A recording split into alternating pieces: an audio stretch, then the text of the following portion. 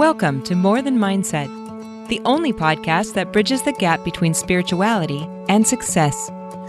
Go beyond the mind with clarity and confidence coach Kim Guillory and learn how to integrate your passion to serve with your skills and experience to create a business you love. Let's get started. Hey, and welcome back to the show. So this is part 2 from last week. So my guest was Danielle, and we were talking about human design and gene keys and all of these human codes, or the codes to humanity, which is some pretty interesting stuff. She's all about the cosmos and the study of cosmology and bringing all of this stuff together to help with healing relationships. And actually, it's about this radical self-acceptance or self-discovery. And this week, we are going to continue that conversation. So we got cut off kind of short. There was at the end of the first one, and we wanted to tell you about this course that we have put together that's called Discover Your Design. And that's what we're going to finish talking about today.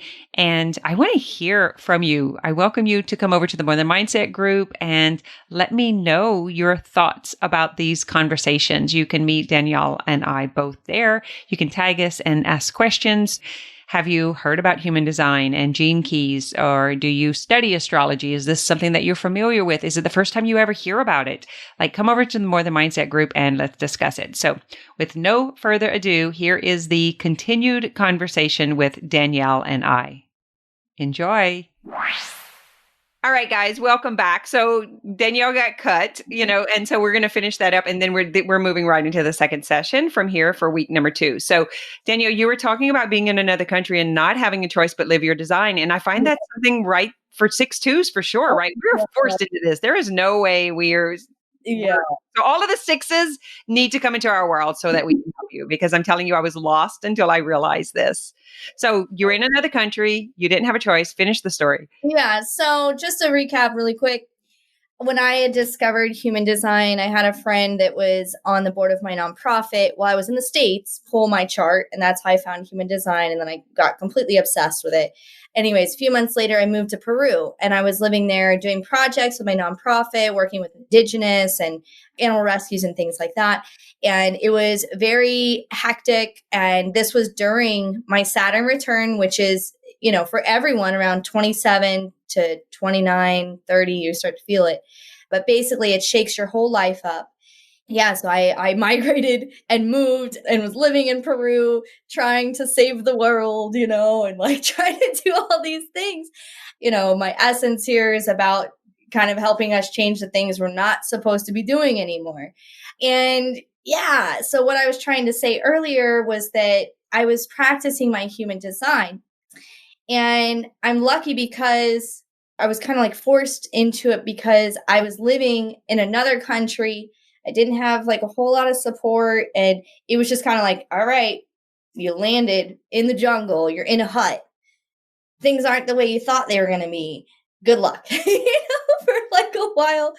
And it was really, really crazy. I lived there for a year and a half, and then I moved to Costa Rica. I was out of the country for almost 5 years during this whole time.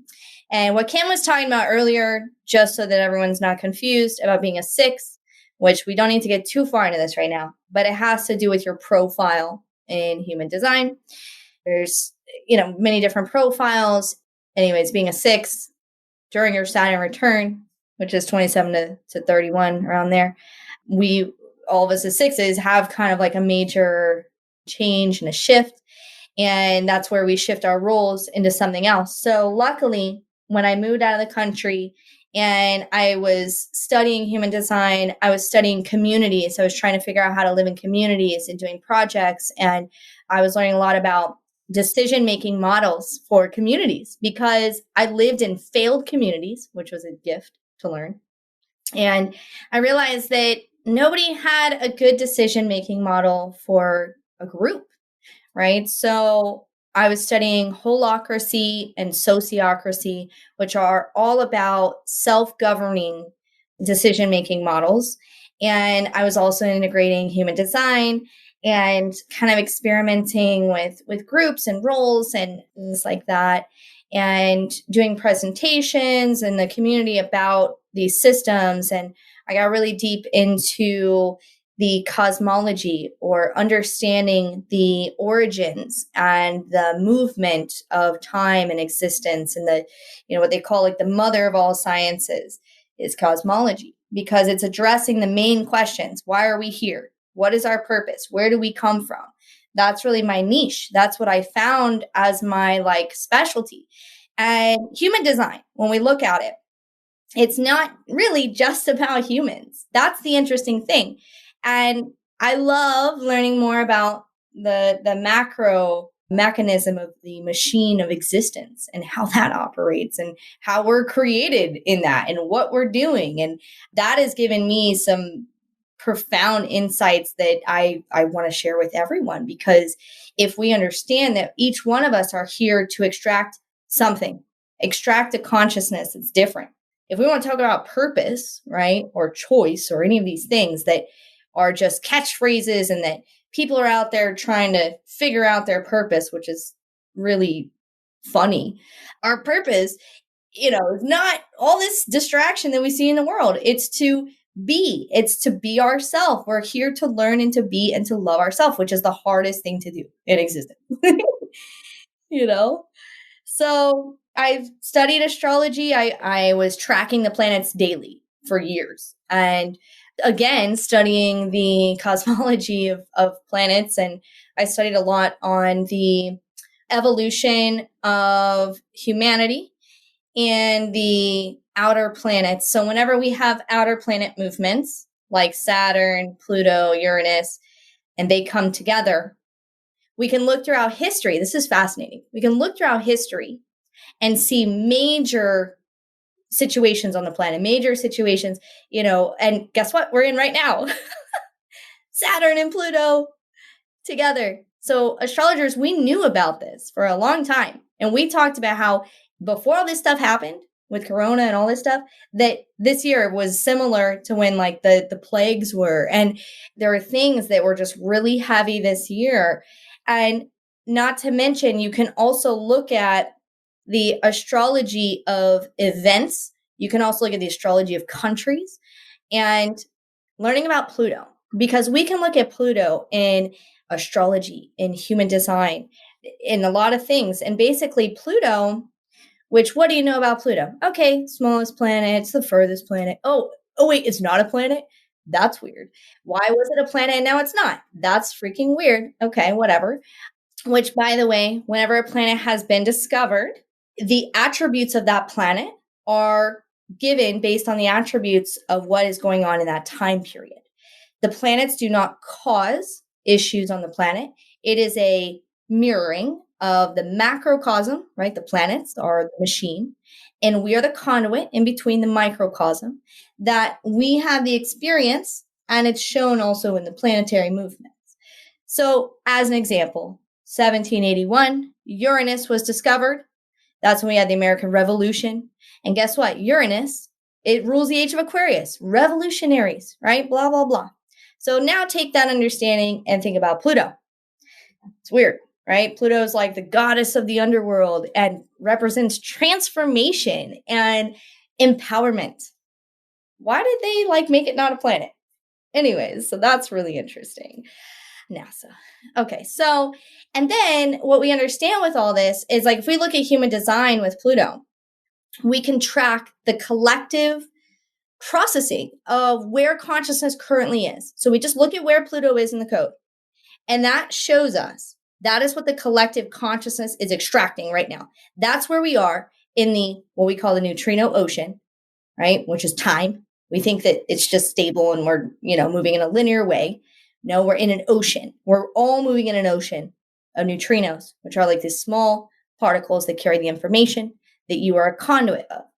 So we look at Pluto, we're seeing that it's on the 61, right? Which the 61 for this next 7 years, this is the closing of the door of this pathway of evolution of the mental process, is on the gate of psychosis, the shadow of psychosis, but it's inner knowing, it's gnosis, it's mysticism, inner truth. So what it's showing us is that our inner transformation, our truth is in this 7-year process.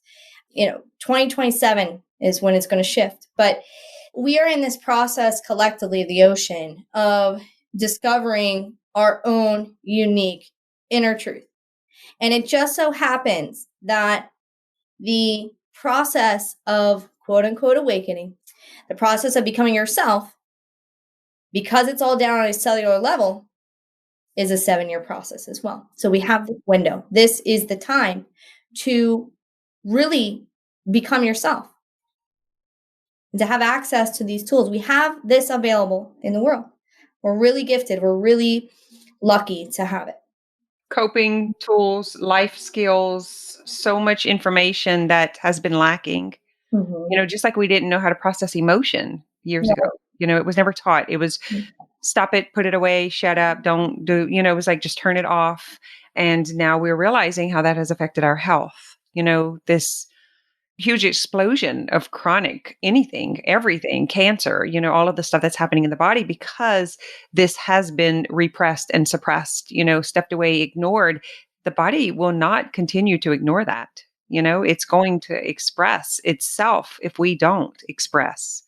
And so I want to talk about the 7 years because that's really the basis why. So when I started Self-Healing Masters, that container is a one-time investment for lifetime access. And that's where I was thinking, because the longer I worked with clients, the more I knew these clients are going to be here forever. This is a process. Like every year, it was like graduating a new year, a new year, a new year, and so it was like this total rewriting. And I was saying like, it's at least 4 years. And then it was like, oh my God, it's 6 years now, it's 7 years. And then hearing that from Human Design, I was like, oh God, this makes so much sense. And so I'm a generator, and I feel like I responded to what was happening with my clients and needing that continued support. It's not that I'm against investment. It's like in this particular kind of work is having a container with other people on board who understand this process, priceless. And that's, by calling you in to have the charts to help to understand it, and get people really on board. It's not about rushing. It's not about doing it quicker. It's not that there's an urgency. It's that we want to set this stable foundation to continue to grow and evolve in. And so I wanted to kind of talk about the years because the mind does want to hurry up. The mind does want to get to that end result. And I feel like if we can express that actual urgency is what's creating the block, the wall, the resistance. It's that resistance within is the resistance, because until you surrender and realize, like, wait a minute, I'm only called to be me. When you surrender to that and start doing this work, it's just this ocean of calmness, that there's suddenly no urgency and nothing going wrong. And when we can come from that grace, I'll call it, that understanding that the mental that's been controlling everything can actually take a break and settle in, then we can start having access to heal our nervous system. That's when information is important. That's when knowledge is important. It's not about having more knowledge to use with the mind. It's about just understanding the knowledge is a tool, but the implementation, the integration, the embodiment that is the healing. But we can't get access to that until we surrender to the craziness of the mind, to the urgency, to, like Danielle said, I have the open root chakra and the ajna, it's like, that wide open, just a lot of information. And I love information as a hermit. I spent a lot of years in that, trying to get to the punchline, get to the punchline. Well, it's like this information is for the mind. So the mind, right, has been, I kind of think of it like when the mind is not aware of truth and is trying to lead our life. What it's like is right now, each one of us, right, is like we're taking a flashlight to this dark hole that has this creature in it, right? That's like never showered, and we're like putting the flashlight on and going, hey, what are you doing? Like sit over here, take a shower, relax, look out the window, right? So we're giving that creature a meal, and it's like, I call it a chew toy. Yeah. And it's like, here, chew on this a little while so that we can go and heal these systems, Yeah. And it's still trying to use the information though, because it's like, because that creature has been trying to use the conditioning. That was what its meal was before. It would use conditioning to like try to control the vehicle. Oh, And and the future, right? I wanted to control yeah, the future. yep, yep. And so now we're giving it this information that makes so much sense. And you feel in your bones. It's like, okay, yeah, this makes like 100% sense. Like, how is that? And it's freaking out again. So we want to. It's okay, and we just let it kind of be, and we learn. And what we understand about mastery, and what we understand about stress, and all of these things is that they're mechanisms that we can harness, right, and that we can use correctly. That's part of the learning process. So even if we get into that space of like, obsessive or, I love the vision that you just painted, because I'm thinking of this little tatai, it's just has been like crazy, and it gets that warm bath and that warm soup, and it just kind of, oh, I can relax, but then it forgets that it can relax, and it goes back to chew, it's like digging, and so it's just a constant. The mind learns through repetition. It's a constant reminder to come back into safety, come back into safety, come back into safety. That's where meditation, I don't know what you guys think of meditation, but for me, the meditation that we do live every morning is really about being the watcher, the experiencer of the thoughts. We just allow the thoughts, we allow the thoughts to be. We're not trying to control anything. We're actually becoming awareness, yeah, it's like we're becoming mindfulness. consciousness. Yeah. And so it's, the practice that we use is not like go sit in a cave and, disappear or anything like that. It's actually learning how to be aware in the physical world, and that's kind of my cross is, bridging. That's probably very helpful. That's probably, I like meditation. And what is it where they Vipassana, right? Where they don't speak and it's like a silent meditation. Yeah. I've done that. So people with like a defined head center, for example, should not do that kind of meditation. They should maybe do like a different kind of meditation, because it would be probably torturous. Yeah. What we do is it's an opportunity. Like I'll take them guided into it, and then we get to the bottom of the ocean, speaking of being in there, and we just allow the thoughts and the sensations, because the thoughts and sensations, according to transcendental meditation, are just the release of the pent up stress. And it could be from us, and it could be from before us. It could have been inherited. Right. Like this stuff is, it's the mysticism of the body is everything that we're talking about right now. I feel like is like demystifying humanity, demystifying like how many things are like we've been taught or conditioned to believe are wrong. When we talk about money, we talk about sex, we talk about pleasure, we talk about sensuality. That is actually what we are as humans. That is our essence. Like we are that. We are that animalistic. We are that sensual. We are that pleasurable, sexual. Like, and it's been turned off. So it's like there's really no one truly living their design unless they make a conscious effort to do it. And what we want to do is start like offering this information in a safe space that's not so scary and not so woo-woo magical or all of that shit. I love that you come from the scientific approach, and that's where we're speaking from. We're doing a bonus course. Well, it's actually the course that's in Self Healing Masters, but it will be available for the public. For now, it is called Discovering Your Design. We did decide that we're not so, sure about that, but because it really is about discovering the opportunity of even like being that. It's not even just living that, it's being that, But I'm going to say like that time frame before you actually make that conscious choice to be, Danielle, like, I mean, how much resistance, the typical person, I would say, how much resistance are we going through? Because they'll open up human design, then they'll come back to it 2 years later or a year later, or they'll open astrology. And then, they think about like, even especially with the religious dogma, that that's all wrong and bad, meditation and mysticism and all of that stuff, meditation, yoga, all of that stuff in the Catholic Church here is still like voodoo. It's still against. And so the best way I can explain it is I was like, guys, we get the Farmer's Almanac and we plant broccoli according to the moon. I mean, how much more natural can this be?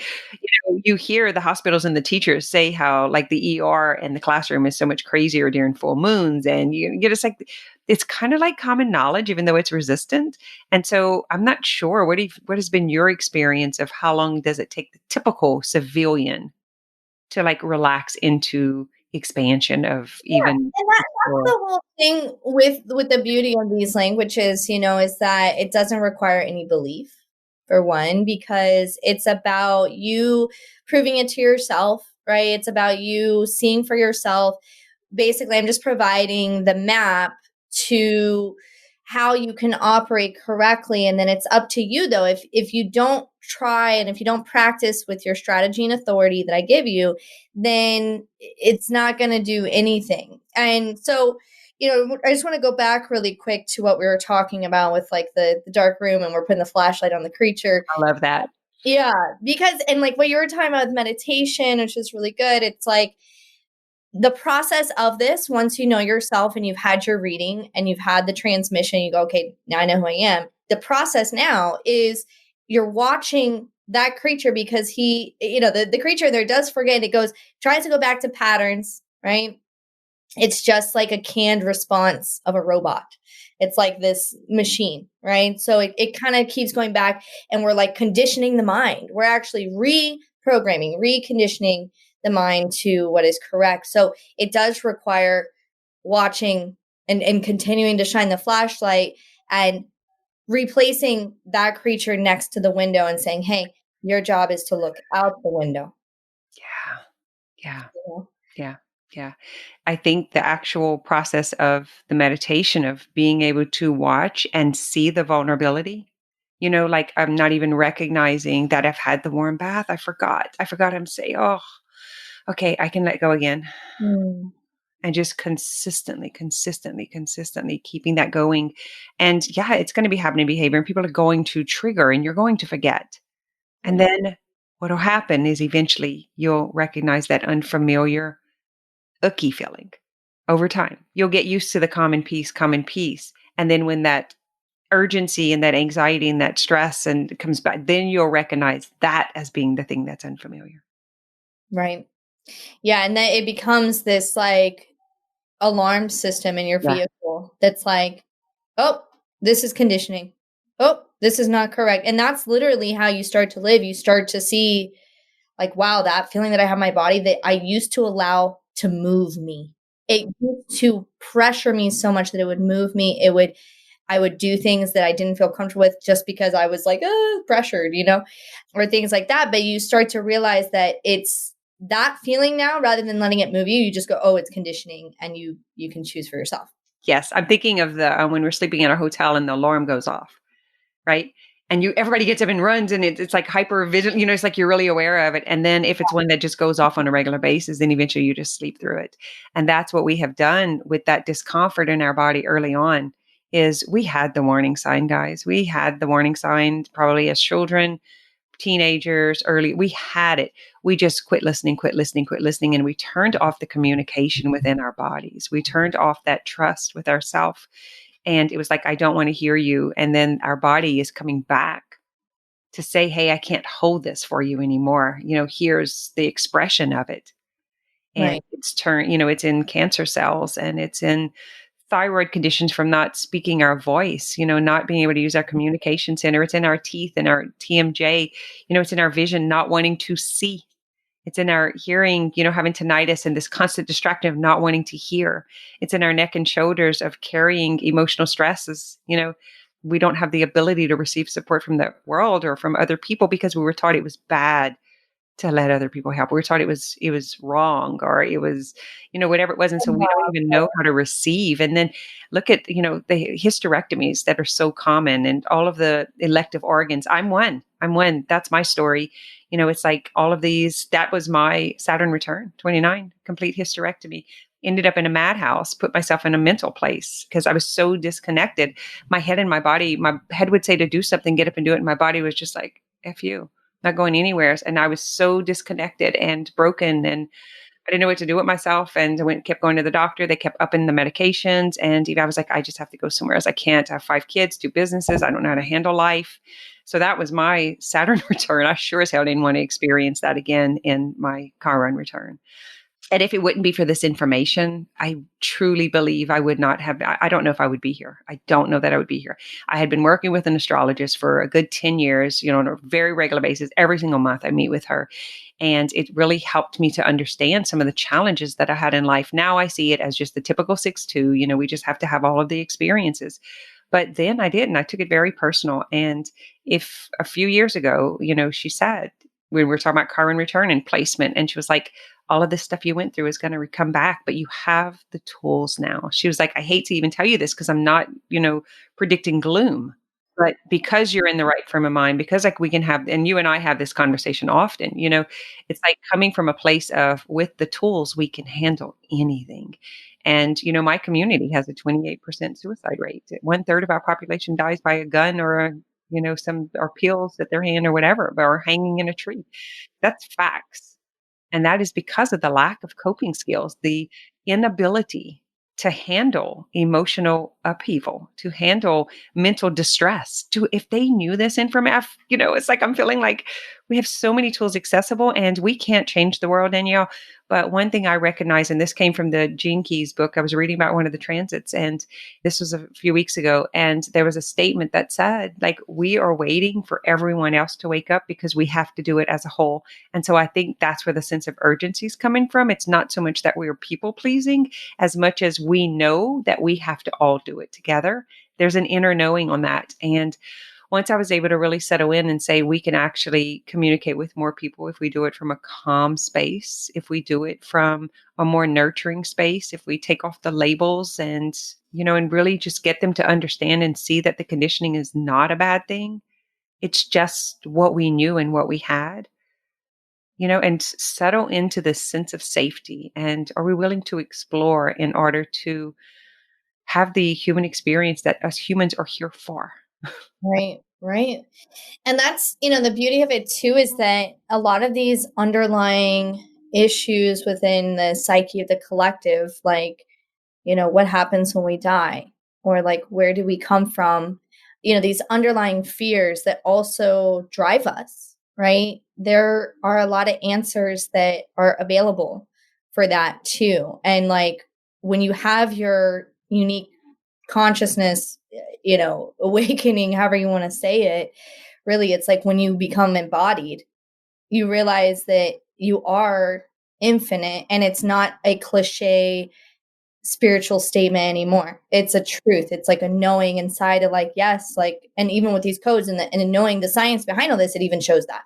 And it's, the body is just a vessel, right? We're just in this vessel, and we need to take care of the body, and the body is actually here to live this life. Like, that's the thing too, is like, in this life, the body is here to guide the life, but we've been using the mind to try to do. Yeah. I mean, I tried anyway. I don't want to get into, some of the depths of all that stuff. We can do it as we continue these series and stuff. But I did want to offer the public that even if they're not in Self-Healing Masters, the doors are closed until the next time they're open. It's just kind of a constant open and close, because we really create this safe container where we open the doors for a week, allow everyone to get comfortable. We dive into this work and really help everyone discover their own unique design or blueprints or soul essence. Are you bringing cosmology, or are you doing just human design? What is your plan? I think we're just going to do like an introduction to probably human design, and maybe a little bit about gene keys. Of course, I'll bring examples of stuff in, like I did earlier with Pluto and stuff. As we're talking here, though, I think it's best we just do one on human design, and then we'll do the second one on gene keys, and then you can bring it together with cosmology, and kind of link it in. So yeah, we'll figure it out as we go. I mean, I have a lot of stuff already prepared, and if you're not in Self-Healing Masters, you'll be able to get the replays of it. It'll be in the library, so you'll be able to get access to that. If you're in Self-Healing Masters, everything we do is included. But I will put Danielle's contact information I highly recommend that you do a reading with her if you really want to understand this, because you can go and pull up your own chart. It's absolutely free, guys. It's going to be a foreign language, and I'm not going to help you. Like, if you don't know. Most people just kind of put it away and don't open it again. I have lots of clients that I give them more information, and that's making them explore it a little bit more, which is why I wanted to bring you in. So we're going to put all of those links there, and you can go to her website. And also, she's going to come back on the show. We'll be doing some stuff together in Self-Healing Masters. And come over to the More Than Mindset group. We are both there. You can tag either one of us. That's another place that you can find her if you want to book a link. This conversation is just starting to happen there. It's been a few years. I've been keeping this under wraps, and this was a conversation with us. I just, I'm living in a conditioned area. I'm in a rural area in Louisiana, and this stuff it just is. Anything outside of, the religion or the medical community is just opposed. It's just a resistance to it. And I'm okay. I'm okay that some people won't like it. And I honor it so much because it gave me my life. It gave me peace. It gave me joy. Being able to have someone else to talk to about that understands it, finding other people who I could relate to in these systems has really made a big impact. And then creating our own. Really fun. Yeah, it is really fun. Creating our own conscious community, I think that we can have these conversations in, is the best gift. Oh, yeah. Yeah. And then the people that I've been in touch with that have been playing this for many, many years, and we talk, and we actually are at a point where it's no longer about what you read or what someone tells you or things like that. It's about discovering truth from your own codes, and then being able to be like, wow, this is what this thing is like in existence, and like, holy crap. So then we each become like these miners of consciousness and like have real clarity, which is really So once you say I'm in and you're ready, I highly recommend you come into Self-Healing Master so that you get the rest of our courses, because we're going to be doing these on relationships, on health, on career, money, like so much. We're just like, our minds are kind of blown on where else we can go. So we are just like, okay, let's just do a few minutes on here, and then we're going to go and settle in, just flowing with life and allowing life to come through us the way that it does. I think that's the funnest part of it. And Danielle's like smiling like crazy. She's like, it's so fun. It's so fun. I love this. I've been waiting to talk. It's my favorite. I love being able to share this stuff and just, providing clarity, because it's what we all want. And it's just amazing. So my favorite, yeah, as being able to, see out, like my favorite vision right now is like to have live events that are immersions. Wow. Where we talked about this last year when I was going to Gulf Shores. You remember, you and I had just talking about how we can bring the different groups together, and then just kind of be there and let other people come into your aura and get senses of it. Like, I am super excited about that. I don't know when that'll happen. Yeah. That's what we have for you this week. If you catching this one, go back and listen to last week. Yeah. I hope that we'll see you in the course, because we're going to geek out. We're going to have a lot of fun. We're going to get to a lot of truths and just, have an awesome group of people, and hope to see you there. All right, guys. See you next week. Thanks for listening to this episode of More Than Mindset.